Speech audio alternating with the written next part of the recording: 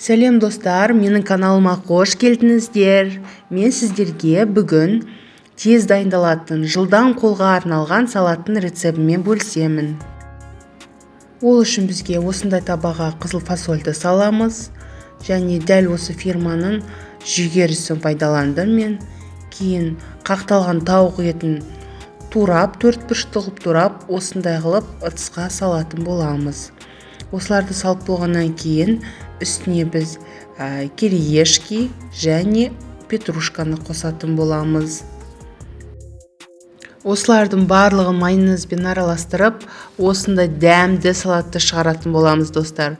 Бұл салат менің отбасыма қатты ұнады, маған да қатты ұнады. Сіздер де үй жағдайларыңызда өздеріңіздің отбасыларыңызға жасап көруге кеңес беремін. Менің каналыма жазылыңыздар, лайк басыңыздар. Сіздермен бірге болған Ice KZ каналы.